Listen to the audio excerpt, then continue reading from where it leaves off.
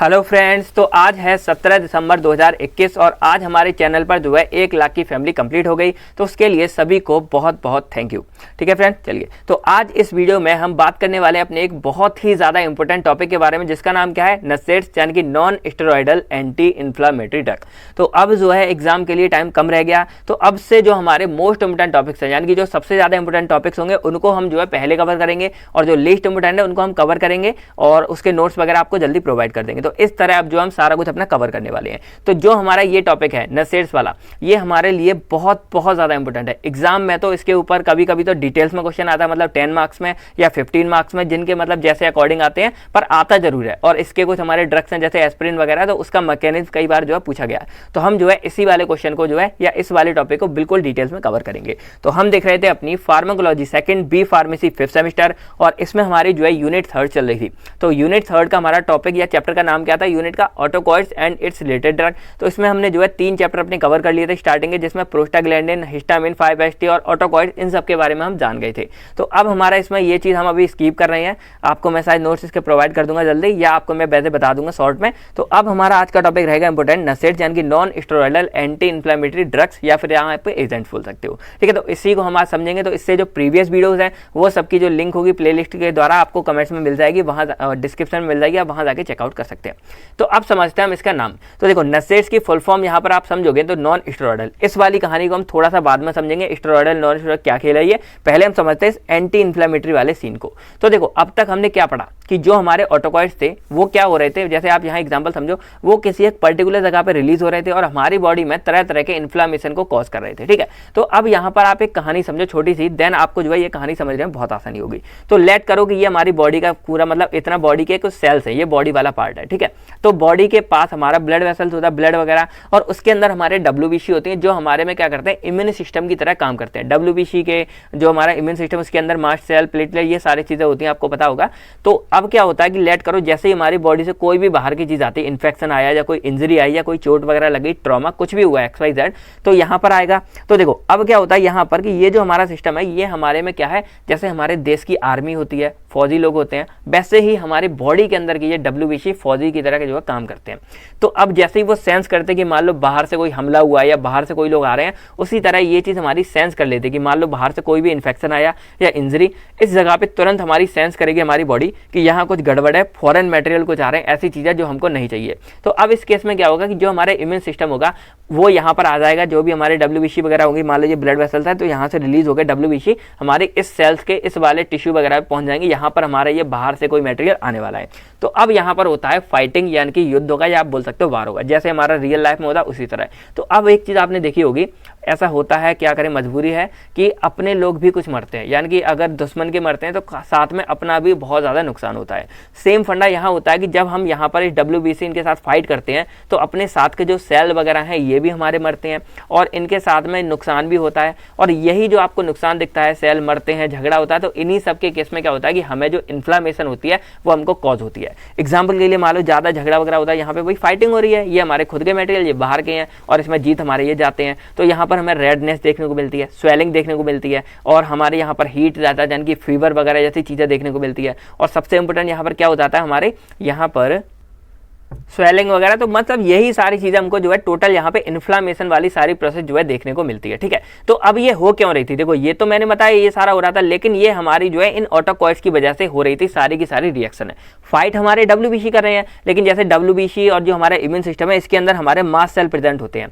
अब लेट करो, यहाँ से जैसी कोई इन्फेक्शन या इंजरी यहाँ पे आएगी, जो हमारे मास सेल है उनके अंदर का जो हमारा हिस्टामिन है वो तुरंत रिलीज हो जाएगा, और वो भी यहाँ पर जो है फाइटिंग के दौरान अपना हिस्सा लेगा। फिर हमारे और ऑटोकॉइड्स हो गए, जैसे हमारा प्रोस्टाग्लैंडिन है वो यहाँ पे रिलीज होगा, फिर हमारे और थ्रोम्बोक्सिन हो गए, ल्यूकोट्राइन्स हो गए, सेरोटोनिन हो गए, हिस्टामिन हो गए। तो ऐसे बहुत सारी चीजें हैं जो हमारे इन्हीं के अंदर ऑटोकॉइड्स की तरफ फिल होते हैं, वो हमारे उस लोकल जगह पे क्या हो जाते हैं, रिलीज हो जाते हैं। देन वो जो है अपना एक्शन शो करते हैं। ठीक है, तो वो हमारे फिर जो है इन्फ्लेमेटरी रिस्पॉन्स शो करते हैं, जैसे हमारा पेन हो गया, फीवर हो गया, रेडनेस हो गई, स्वेलिंग हो गई, एलर्जिक कुछ रिएक्शंस हो गई, अगर मतलब जो जगह जैसा होता है वैसे रिएक्शन करते हैं, जैसे नोज वगैरह में अगर जाएगा तो हमको स्नीजिंग वगैरह आएगी, कहीं हाथ वगैरह पे लगेगा तो पेन होगा, फीवर होगा, स्वेलिंग होगी, ठीक है। तो ये सारी चीजें होती हैं। अब पेन का फंडा तो आप समझ गए, मान लो इतना कुछ हो रहा है भाई, यहाँ सेल्स वगैरह मरेंगे भी कुछ हमारे, तो पेन तो ऑब्वियसली बात होगा, तो पेन भी हमारा यहाँ पर जो है होता ही होता है। तो यहाँ पर आपने मेन चीज आपको क्या पल्ले पड़ी, क्या कि एक हमारा यहाँ पर रीजन था ऑटोकॉइड्स वाला, जिसकी वजह से हमारी क्या हो रही थी, यहाँ इन्फ्लेमेशन हो रही थी। अब ये अगर नॉर्मली चल रहा है, यानी कि जो चलता है तब तो ठीक है भाई, कोई बात नहीं,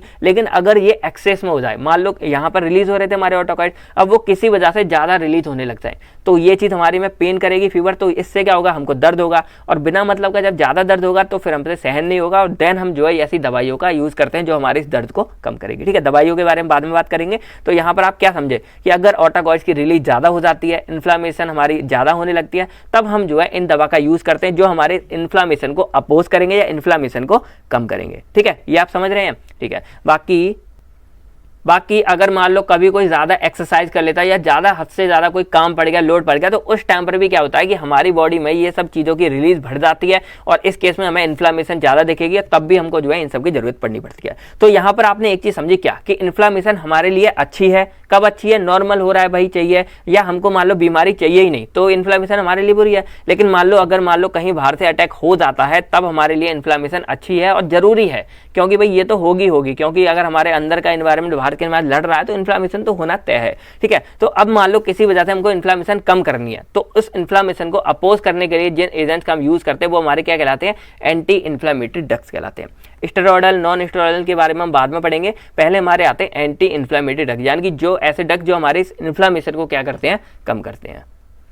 तो आप सिंपली समझ गए होंगे कि एंटी इन्फ्लेमेटरी ड्रग्स का सिंपल फंडा क्या है, कि these are those drug which inhibit the inflammation या which inhibit the inflammatory responses, जैसे हमारा पेन, फीवर, इन सबको कम करने के लिए काम आते हैं। या आपको कुछ भी याद ना है, सिंपल लिख देना कि these are those drug which reduce pain और फीवर, यानी कि ये हमारे बुखार को और पेन को कम करते हैं, ये हमारे वो ड्रग्स हो गए, ठीक है। तो ये सिंपल सी कहानी है, ठीक है। बाकी इन्फ्लेमेशन के बारे में मैंने आपको सिंपल बता दिया कि जब हमारा इम्यून सिस्टम बाहर के में लड़ता है तो ये हमारी पूरी डेफिनेशन है। तो आप ये पूरा फंडा समझ गए। अब हमारा मेन आता है मैकेनिज्म ऑफ इन्फ्लेमेशन एंड नसेट। तो इसी में हम जो है इन्फ्लेमेशन का मैकेनिज्म समझेंगे, क्योंकि हमको इसी को रोकना है। तो अगर हमको इसका इन्फ्लेमेशन पता लग गया कि आखिर इन्फ्लेमेशन होती कैसे है, तो हम जो है ऑटोमेटिक अपने जो है इन इन्फ्लेमेशन को रोकने का फंडा समझ सकते हैं। तो अब कहानी समझो क्या हो रही थी, कैसे। वैसे मैंने इसको पहले बताया था पिछले ही लेक्चर में, आप लोगों ने अगर अच्छे से समझा होगा तो रिवीजन जहां हो जाएगा आपका। और क्या, तो लेट करो कि ये हमारा कोई सेल मेम्ब्रेन या कुछ भी है। अब मान लो कोई इंजरी वगैरह अगर होती है, तो आपको एक चीज पता है, जो सेल मेम्ब्रेन है वो हमारी फॉस्फोलिपिड की बनी होती है। और एक और चीज बता दूं, जो लोग मतलब कुछ वैसे सोचते होंगे, ये जो हमारे नोट्स वगैरह हैं ये सब हमने केडी त्रिपाठी को फॉलो करते हुए बनाए हैं। बाकी और भी साथ में कुछ बुक्स होती हैं और उनको मतलब रेफर लेके ये सब चीजें बनाई जाती है, ठीक है। तो ऐसा कुछ नहीं है, बस सिंपल ऐसे है। तो यहाँ पर इंजरी हमारी जब मान लो कोई हुई, तो यहाँ पर जो हमारी सेल मेम्ब्रेन है, इसमें जो हमारी फॉस्फोलिपिड्स वगैरह ये होती है, सेल मेम्ब्रेन फॉस्फोलिपिड से बनी होती है। तो इसके टाइम पे क्या होगा कि यहाँ से हमारा एक एंजाइम रिलीज होता है जिसका नाम क्या है, फॉस्फोलाइपेज A2। कब रिलीज हुआ, जब कोई बाहर से हमको इंजरी हुई या कोई बाहर से इन्फेक्शन हुआ या बाहर से क्या हुआ, कोई भी एक फॉरेन मटेरियल हमारा आया जो हमारे यहाँ पे नहीं था। तो वो जब आया तो हमारे यहाँ से रिलीज हुआ एक एंजाइम फॉस्फोलाइपेज A2। अब इसका काम क्या होगा कि ये हमारे फॉस्फोलिपिड जो हमारी ये पूरी की पूरी बाहर की लेयर थी, इसको कन्वर्ट कर देगा एरिकीडोनिक एसिड में, ठीक है। ये DI है, ARICHIDONIC। तो ये हमारा एरिकीडोनिक एसिड है जिसमें हमारा ये कन्वर्ट कर देगा। और ये कन्वर्जन हमारी होगी कौन सी प्रोसेस से, हाइड्रोलिसिस से होगी। यानी कि यहाँ पर हाइड्रोलिसिस हो जाएगी, पानी का ब्रेकडाउन होगा और फॉस्फोलाइपेज A2 हमारा फॉस्फोलिपिड को कन्वर्ट कर देगा एरिकीडोनिक एसिड में। तो ये हमारा एक की पॉइंट या हम बोल सकते हैं मेन यहाँ पर हमारा क्या हो गया, कन्वर्जन हो गया। बाकी अब कहानी समझो क्या होता है। तो जो हमारे ये एरिकीडोनिक एसिड है, ये हमारा दो एंजाइम को फर्दर रिलीज करता है या बनाता है कुछ भी। तो एक हमारा यहाँ पर आता है कॉक्स यानी कि साइक्लोऑक्सीजनेज, और एक हमारा आता है लॉक्स यानी कि 5-लाइपोऑक्सीजनेज। तो अब यहाँ पे समझो क्या हो रहा है, कैसे। तो जो हमारा कॉक्स था ये हमारा फर्दर दो पार्ट्स में डिवाइड है, कॉक्स 1, कॉक्स 2। और जो हमारा ये है, ये हमारा ल्यूकोट्राइन्स को बनाता है जो हमने पहले देखा था। इसके हमारे अलग रिस्पॉन्स है, हमारे लिए मेन है आज कॉक्स वाला पाथवे। तो यहाँ पर हमारे दो बन गए, कॉक्स 1, कॉक्स 2। अब जो हमारा कॉक्स 1 है, ये हमारे प्रोस्टाग्लैंडिन, थ्रोम्बोक्सिन, इनको क्या करता है, यहाँ पर मैन्युफैक्चर करता है, प्रोड्यूस करता है। तो अब हमारे जब प्रोस्टाग्लैंडिन, थ्रोम्बोक्सिन बन जाते हैं, तो ये प्रोस्टाग्लैंडिन जो है वो हमारा एक मेन इन्फ्लेमेटरी रिस्पॉन्सर है। यानी कि ये हमारा एक ऐसी चीज है जो हमारा बहुत ज्यादा रिस्पॉन्स हमको कॉज करता है। तो जैसे एग्जाम्पल के लिए समझो, गैस्ट्रिक म्यूकोसा जो हमारा मतलब जैसे हमारा स्टमक होता है, तो स्टमक के अंदर की जो हमारी लेयर होती है, उस लेयर को ये क्या करता है, रिलीज मतलब सीक्रेट करता है, बनाने का काम करता है। तो इससे क्या होगा, हमारा जो स्टमक है वो थोड़ा सा वो रहेगा, प्रोटेक्टिव नेचर आएगा। ये मैं आगे आपको समझा दूंगा। फिर फिर हमारे यहाँ पर आता है गैस्ट्रिक एसिड, जो हमारा HCl वगैरह होता है उसकी रिलीज को भी क्या करते हैं, ये रेगुलेट करते हैं, ये काम हो गया। फिर यहाँ पर और देखा जाए तो जैसे थ्रोम्बोक्सिन है जिसको हम TXA2 बोलते हैं, तो ये हमारी बॉडी में वेजो कंस्ट्रिक्शन कराएगा और प्लेटलेट एक्टिवेशन। अगर आपको याद हो तो एंटीप्लेटिन में आपने पढ़ा था थ्रोम्बोक्सिन रिस्पॉन्सिबल किसके लिए था, प्लेटलेट एक्टिवेशन के लिए, जो क्या कर रहा था, फर्दर प्लेटलेट एग्रीगेट कर रहा था और हमारी कोगुलेशन में हेल्प कर रहा था, ठीक है। तो ये इसका फंडा था। फिर हमारा जो COX-2 है ये मेनली हमारा सबसे इंपॉर्टेंट है, इसी को मतलब बंद करना ज़्यादा इंपॉर्टेंट होता है। तो ये हमारा कहाँ पे होता है, जैसे ये तो हमारा बॉडी में काम करता है, लेकिन ये जो एक्चुअल में इन्फ्लेमेशन वाली साइट होती है उस साइट पर हमारा क्या होता है, इंड्यूस होता है। जैसे मान लो यहाँ पर हो रही थी तो मेनली ये इसी जगह पे क्या होगा, इंड्यूस होगा, COX-2 वाला हमारा जो एंजाइम है।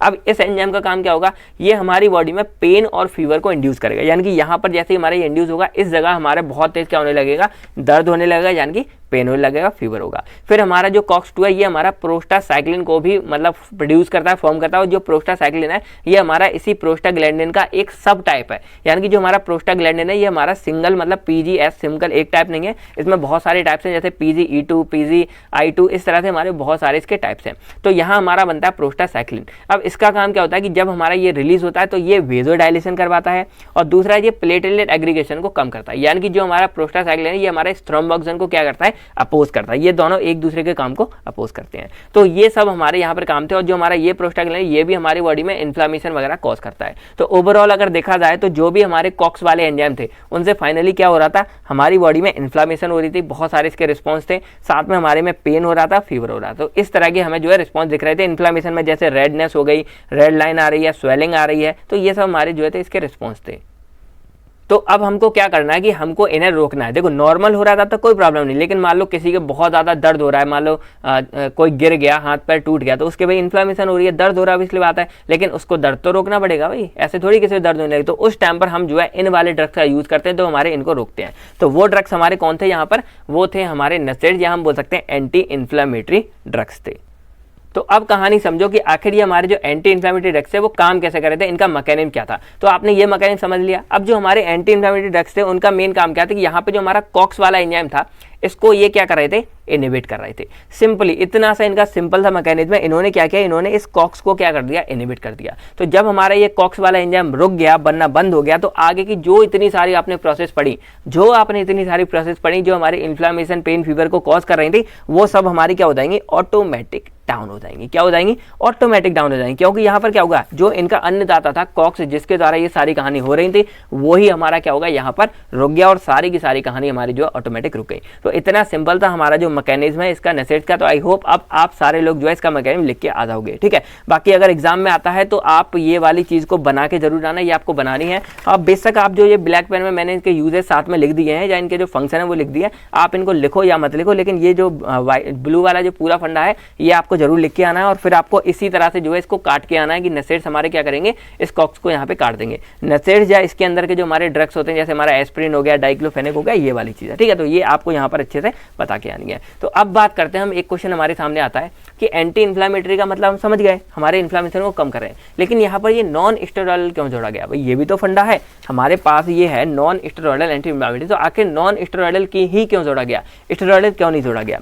तो देखो ऐसा है एक्चुअल में कि जो हमारे दोनों टाइप्स हैं, स्टेरॉयडल, नॉन स्टेरॉयडल, दोनों के दोनों ही हमारे जो है पेन किलर की तरह काम करते हैं और हमारी बॉडी में इन्फ्लेमेशन को कम करने का काम करते हैं। लेकिन एक्चुअल में जो हमारे स्टेरॉयडल हैं ये हमारे क्या होते हैं, ये ओपियोइड ड्रग कहलाते हैं, और ये हमारे नॉन ओपियोइड, यानी कि ये नार्कोटिक है, ये नॉन नार्कोटिक है। अब फंक्शन समझो इसका क्या, देखो नाम मैंने लिया ना नार्कोटिक, आपके दिमाग की थोड़ी बत्ती जली होगी। तो सिंपल सा यही फंडा है कि ये हमारे जो है वो थोड़ा सा हमारे CNS पे जाके इफेक्ट करते हैं, यानी कि अगर हम इनको लेते हैं स्टेरॉयडल तो हमारे CNS को डिप्रेस करेंगे, हम एकदम चक्कर से आएंगे, बेहोश वगैरह हो जाएंगे दवा खा के, और होश वगैरह नहीं रहेगा। तो इसलिए इनका यूज कम किया जाता है यहाँ पर। दूसरा, जब किसी को सीवर पेन हो, यानी कि एकदम खतरनाक वाला पेन होता है, उसी टाइम पर हम जो है इन ओपिएट्स यानी कि स्टेरॉयडल इन्फ्लेमेटरी ड्रग का यूज करते हैं, एंटी इन्फ्लेमेटरी का, ठीक है। स्टेरॉयडल वाली कब, जब किसी को सीवर पेन हो। एग्जाम्पल के लिए देखो, जैसे फौजी लोग भाई आपने देखे होंगे, तो जब उनको गोली वगैरह लगती है फिर भी वो लड़ते रहते हैं कंटिन्यू, तो उस टाइम पर वो क्या करते हैं, वो मॉर्फिन का इंजेक्शन लगा ले जाके, उनका होश भी धीरे धीरे जाने लगता है,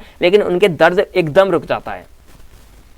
और इसके पीछे का रीजन क्या होता है कि जो हमारे स्टेरॉयडल हैं वो क्या करते हैं, वो हमारे इस फॉस्फोलाइपेज वाले एंजाइम को जाके रोक देते हैं, यानी कि वो यहाँ पे ये कहानी का फर्क ही नहीं पड़ता, वो इसी को जाके क्या कर देते हैं, इनहिबिट कर देंगे, ब्लॉक। और जब ये रुक जाएगा तो ये आगे की कहानी ऑटोमेटिक क्या हो जाती है, रुक जाती है, यानी कि हमारा फॉस्फोलिपिड जो है वो एरिकिडोनिक एसिड में कन्वर्ट ही नहीं हो पाता है। तो इस तरह हमारे ये स्टेरॉयडल काम करते हैं।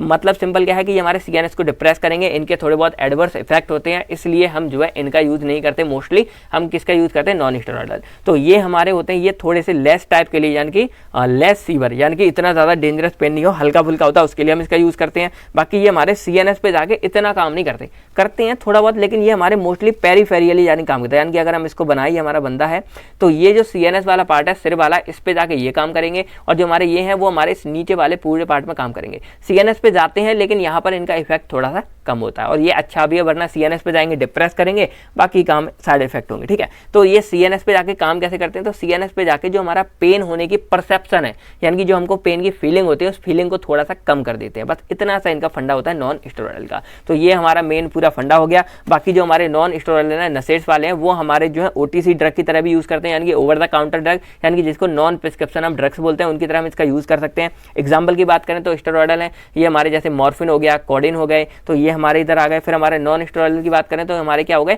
एस्पिरिन हो गया, आइबुप्रोफेन हो गया। तो ये इस तरह के हमारे ड्रग्स हो गए। तो आई होप आप लोगों को ये क्वेश्चन समझ आ गया होगा, क्योंकि ऐसे क्वेश्चन ना कभी कभी पूछ लिए जाते हैं जर्नल वगैरह में, तब लोग जो है अटक जाते हैं। बाकी इसका मैकेनिज्म आपको आ गया होगा, आप लोग इसको लिख लेंगे। तो अब हमारी बारी किसकी आती है, क्लासिफिकेशन ऑफ नसेट्स, यानी कि कौन कौन से ड्रग्स हैं जो हम यहाँ यूज करते हैं। तो ये टोटल क्लासिफिकेशन मैंने केडी त्रिपाठी से उतारी है, टोटल यहाँ पे सिंपल बोल रहा हूँ। और बाकी इसके अंदर के जो हमारे ड्रग्स वगैरह आपको यहाँ दिखेंगे, तो सभी को हम जो है यहाँ एक्सप्लेन नहीं करने वाले हैं, आप समझ सकते हैं, बहुत ज्यादा लेंदी हो जाएगा सीन। तो हम यहाँ जो हमारे कुछ इंपॉर्टेंट है, जैसे हमारा एस्पिरिन हो गया, और हमारा यहाँ आइबुप्रोफेन हो गया, और हमारा कुछ डाइक्लोफेनेक, इसको हम आगे देख लेंगे, तो उनको हम यहाँ जो है एक्सप्लेन करेंगे। तो पहले हमारे यहाँ पर आती है नॉन सिलेक्टिव कॉक्स इनहिबिटर।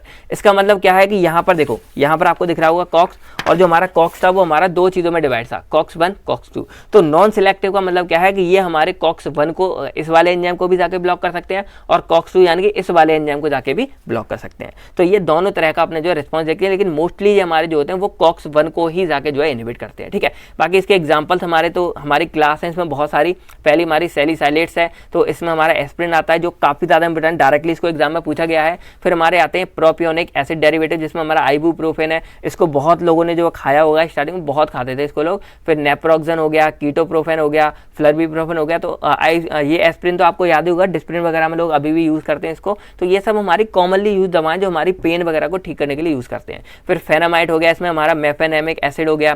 फिर हमारा इनोलेक एसिड डेरिवेटिव हो गया, ये हमारा पिरोक्सीजैम हो गया, टिनोक्सीजैम हो गया। फिर एसिटिक एसिड डेरिवेटिव्स हो गया, इसमें हमारा कीटोरोलॉक आ गया, इंडोमिथासिन आ गया, और नेबुमीथा, ये नाम आपने पहले भी सुना होगा। फिर हमारे यहाँ पायराजोलिन डेरिवेटिव्स आ गए, तो इसमें हमारा फिनाइल ब्यूटाजोन, ऑक्सीफेन ब्यूटाजोन, और हमारा प्रोपाइन फेनाजोन। तो ये हमारे कुछ ड्रग्स हैं। अब आपको इनके नाम तो याद करने पड़ेंगे, अगर आप सबके याद नहीं कर पाते तो आप कॉमन एस्पिरिन, आइबुप्रोफेन, और इसमें से 2-4 ड्रग के नाम आप जरूर याद कर लेना। ठीक है, बहुत इंपॉर्टेंट है। तो ये हमारी पहली क्लास थी नॉन सिलेक्टिव वाली। दूसरी हमारी आती है प्रेफरेंशियली कॉक्स 2 इनहिबिटर। अब यहाँ पर एक वर्ड हमारा जुड़ रहा है, प्रेफर देना। तो प्रेफरेंस का मतलब आप क्या जानते हो, प्रेफरेंस जहाँ वर्ड आ जाए वहां समझ लो कि हमारी 2 या 2 से ज्यादा चीजों की बात हो रही है। कैसे, सिंपल समझो, मान लो ये हमारे 2 पॉइंट है, ये 1 है, ये 2 है। अब मैं आपसे कहूँ आपको यहाँ प्रेफरेंस देनी है किसी एक नंबर को। इसका मतलब क्या है कि अगर मैं आपसे चुनवाऊँ, यानी कि मैं आपसे अगर चूज करवाऊँ, तो आप इन दोनों में से किसी एक नंबर को चूज करेंगे। तो पहले आप किसको चूज कर रहे हैं, यानी कि आपने किसको प्रायोरिटी, किसको दी, प्राथमिकता किसको दी, किसको आपने प्रेफरेंस दी, तो वो चीज हमारी कहलाती है प्रेफरेंसली। तो यहाँ पर हमारे ड्रग्स क्या है, प्रीफरेंशियली कॉक्स 2 इनहिबिटर, यानी कि ये जो हमारे ड्रग्स हैं ये हमारे कॉक्स 1 कॉक्स 2 दोनों को इनहिबिट कर सकते हैं, लेकिन मोस्टली जो हमारे प्रेफरेंस देंगे, प्रायोरिटी देंगे, वो हमारे किसको देंगे, कॉक्स 2 वाले इनको इनहिबिट करने के लिए ये हमारे क्या होंगे, रिस्पॉन्सिबल होंगे, यानी कि ये हमारे लोकली बहुत अच्छा इफेक्ट देने वाले हैं। ठीक है, तो ये हमारे कहलाते हैं प्रीफरेंशियली कॉक्स 2 इनहिबिटर, यानी कि दोनों पे काम करेंगे, लेकिन मोस्टली हमारे जो है कॉक्स 2 को क्या करेंगे, पहले जाके ये इनहिबिट करेंगे। तो ये इनका यहाँ पर क्या हो गया, इफेक्ट हो गया। ठीक है, तो इसमें हमारे ड्रग आते हैं निम्बुसलाइड, ये भी बहुत ज्यादा लोगों ने खाई होगी, डाइक्लोफेनिक भी, एसिक्लोफेनिक, ये सारे नाम आपके कॉमन सुने हुए हैं। तो इनको तो आप बहुत जल्दी जो है याद कर लेना, क्योंकि आप पहले से जानते हो, आप इनको याद करोगे तो एग्जाम में बहुत आसानी होगी। ठीक है, इसके बाद मिलॉक्सिगैम हो गया, इटाडोलॉक हो गया। फिर हमारे थर्ड यहाँ क्लास आती है सिलेक्टिव कॉक्स-2 इनहिबिटर, यानी कि यहाँ तो सिलेक्टिव ही है, यानी कि ये वाले जो हमारे होंगे वो सिर्फ हमारे इस कॉक्स-2 वाले जो हमारा एंजाइम है इसको जाके ब्लॉक करेंगे और अपना एक्शन दिखाएंगे। तो इनका कोई ज़्यादा फंडा नहीं है, ठीक है। तो इसमें हमारे ड्रग आते हैं सेलीकॉक्सिब और इटोक्सिब और यहाँ हमारा आता है पेरिकॉक्सिब। फिर हमारे फोर्थ आते हैं analgesic antipyretic with poor anti inflammatory action. अब यहाँ पर समझो क्या वर्ड है, तो ये दो वर्ड आपको दिख रहे होंगे, एनाल्जेसिक और एंटीपायरेटिक। इन दोनों का मतलब आप समझ लो। एनाल्जेसिक का मतलब होता है जो हमारे पेन को कम करेंगे, क्या करेंगे, हमारे पेन को क्या करेंगे, कम करेंगे। और जो हमारा एंटीपायरेटिक का मतलब क्या होता है, ये हमारे फीवर को कम करेंगे। ये बस एक एक लाइन में आपको याद रहेगा और हमेशा याद रखना, आप देखोगे किसी दवा के पीछे भी आपको ये चीज़ जो है लिखी हुई मिल जाएगी। तो क्या है, हमारे एनाल्जेसिक हमारे पेन को कम करेंगे, एंटीबायोटिक हमारे फीवर को कम करेंगे। तो जो हमारी ये चौथी क्लास है इसके अंदर हमारे ऐसे ड्रग्स आते हैं जो हमारे मेनली पेन और फीवर को कम करते हैं, लेकिन जो हमारे बाकी के एंटी इन्फ्लामेटरी, बाकी की जो इन्फ्लामेशन थी, जैसे हमारा था रेडनेस, स्वेलिंग और बाकी जो चीज़ें थी, उनको ये मतलब इतना कम नहीं करते, उनमें ये पुअर होते हैं, लेकिन एक्चुअल में ये हमारे पेन और फीवर में ज़्यादातर काम करते हैं, ठीक है। तो ये केडी त्रिपाठी में था। बाकी इसमें हमारा मेन ड्रग आता है पैरासीटामोल। तो आप ये समझ लो सबसे ज़्यादा इस्तेमाल की जाने वाली दवा है, मोस्टली इंडिया में इसी को लोग खाते हैं फीवर वगैरह के लिए और दर्द वगैरह के लिए, ठीक है। तो ये हमारी पैरासीटामोल है। यहाँ वैसे मोस्टली लोग फीवर के लिए जानते हैं, लेकिन ये हमारे पेन को भी कम करने का काम करती है। तो पैरासीटामोल को ही जो है एसिटामिनोफेन नाम से भी जाना जाता है। फिर हमारा यहाँ एक और आती है वेंजोक्साजोनिन डेरिवेटिव, जिसको हम नीफोपैम नाम से बोलते हैं,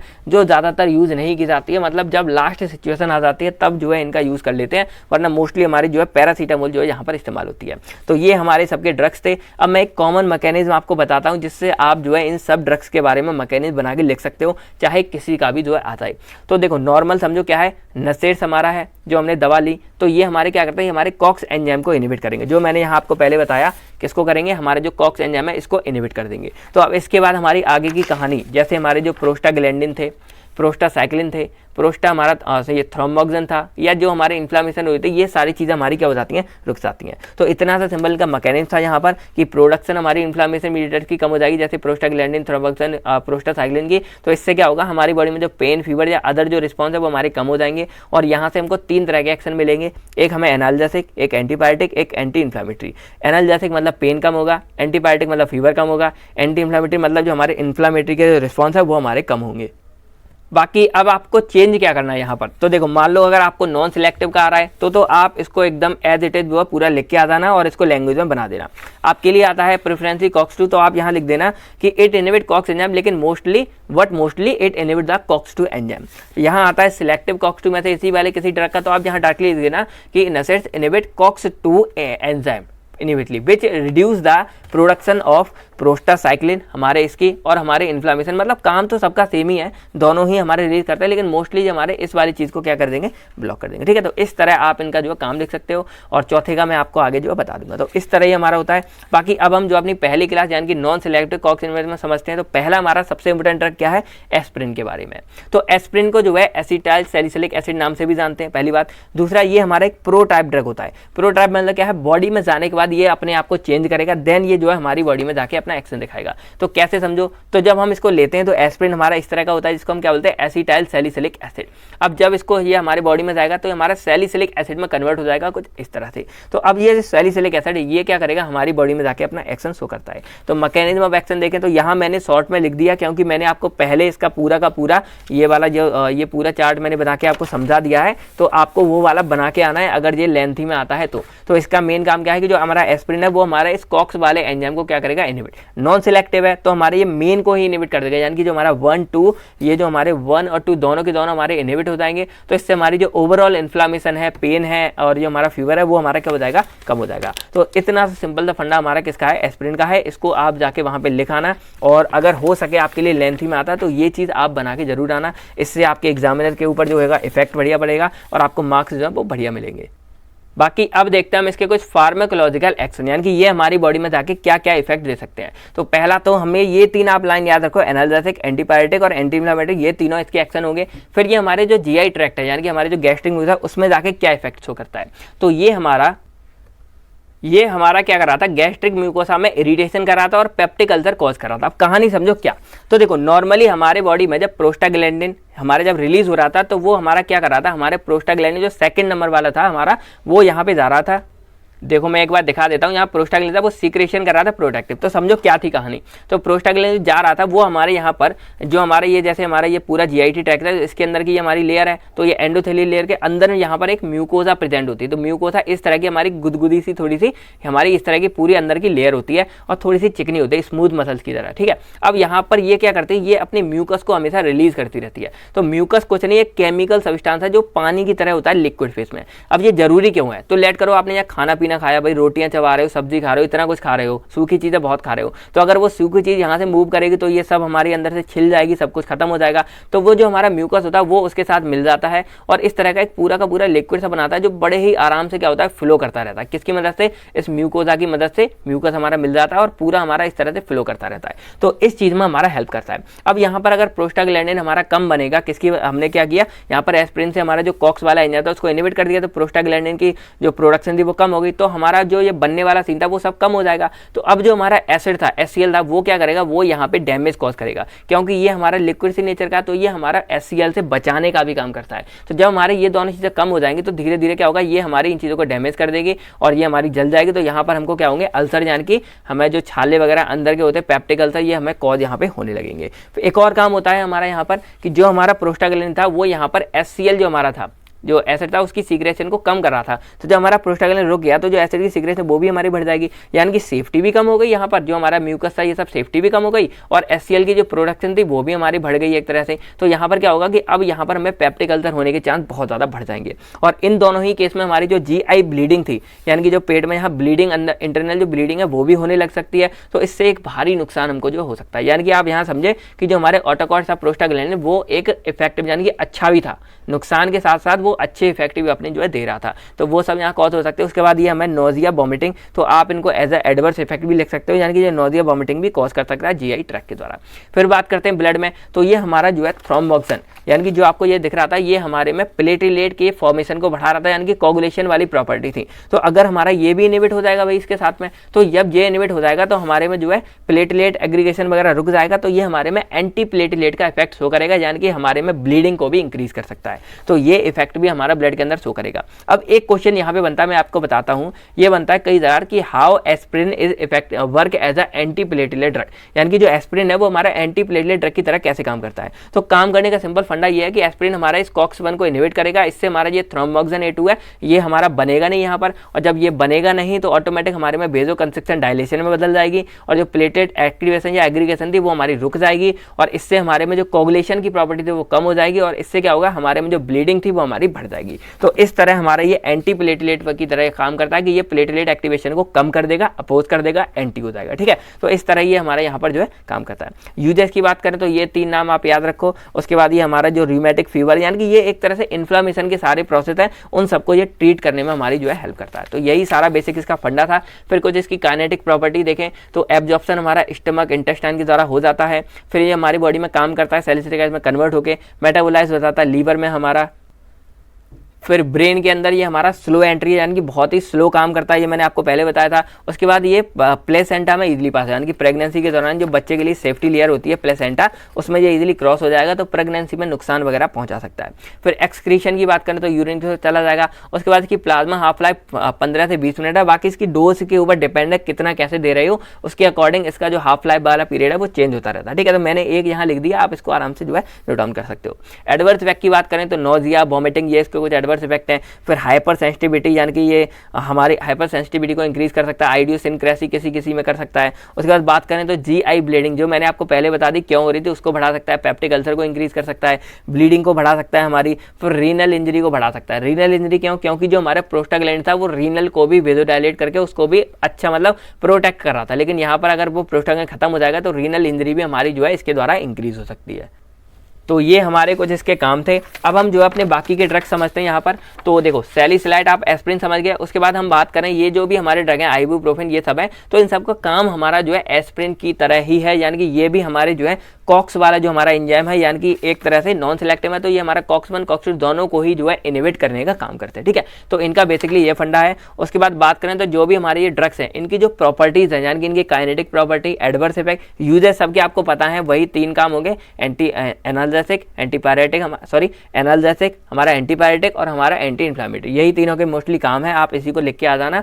और तीनों का जो मैकेनिज्म है लगभग सेम है, हमारे कॉक्स को इनहिबिट करते हैं, ठीक है। बाकी इनकी जो काइनेटिक प्रॉपर्टी है वो मैं आपको जो है नोट्स जब प्रोवाइड करूंगा तो उनके अंदर मैं इनकी काइनेटिक प्रॉपर्टी को आपको प्रोवाइड कर दूंगा। ज़्यादा नहीं, आपके लिए 2-4 मेन ये है, ठीक है। अब हमारे जो सेकंड आते हैं प्रीफरेंशियली कॉक्स 2 इनहिबिटर, वो मैंने आपको बता दिया कि ये मोस्टली हमारे जो है वैसे दोनों को कर सकते हैं, लेकिन बेसिकली हमारे कॉक्स 2 वाले को क्या करेंगे, जाके इनहिबिट करते हैं। तो मैकेनिज्म ऑफ एक्शन का क्या होगा कि दे इनहिबिट द कॉक्स 2 एंजाइम। तो जब ये इनहिबिट हो जाएगा तो इसके द्वारा क्या होगा कि जो हमारे प्रोस्टाग्लैंडिन है इनकी फॉर्मेशन, प्रोस्टासाइक्लिन इनकी फॉर्मेशन और इन्फ्लामेशन, इन तीनों ही चीज़ में क्या होगी, रुकावट होगी, ये हमारे रुक जाएंगे। और यही तो हमको चाहिए, हमको इन्फ्लामेशन ही तो कम करना है। तो इस तरह से जो है हमारे ये वाले जो है अपना एक्शन शो करते हैं। तो इसमें हमारे निम्बुसिलर आते हैं, डाइक्लोफेनिक आते हैं, एसिक्लोफेनिक आते हैं। तो इन तीनों के जो मतलब मैकेनिज्म सेम है और बाकी चीज़ें आप समझ गए। बाकी इसके जो काइनेटिक प्रॉपर्टी, एडवर्स इफेक्ट है वो मैं नोट डाउन कर दूंगा नोट्स में, आप वहाँ से जाके इजीली चेकआउट कर सकते हैं। फिर हमारे थर्ड यहाँ आते हैं सिलेक्टिव कॉक्स 2। तो ये तो हमारे बेसिकली होंगे ही जो हमारे इस कॉक्स 2 को इनहिबिट करेंगे। तो जो काम हमारा पहले उनका था वही काम हमारा सेम इनका होगा। और इसके बाद जो हमारे ड्रग्स हैं इनके बारे में आपको जो है छोटे छोटे नोट्स आपको मिल जाएंगे, ठीक है। बाकी आप चाहो तो अगर आपको इंस्टेंटली चाहिए हो, आप केडी त्रिपाठी जाओ, वहाँ पे फॉलो करो। वहाँ पर आपको देखो इस तरह के मैं दिखाते हैं, जैसे देखो ये हमारा पहला ट्रैक है कैलिसो। तो इस तरह के आपको छोटे छोटे, यहाँ पे ज़्यादा मतलब लेंदी में नहीं, छोटी छोटी आपको इनकी बातें मिल जाएंगी। आप डायरेक्टली चाहो तो इनसे जाके, और यहाँ पर आपको डोज वगैरह भी दिख जाएगी, तो आप इससे जाके जो है अच्छे से स्टडी कर सकते हो, कोई ज़्यादा नहीं है। मैकेनिज्म मेन होता है तो वो मैंने आपको यहाँ पर जो है समझा दिया है।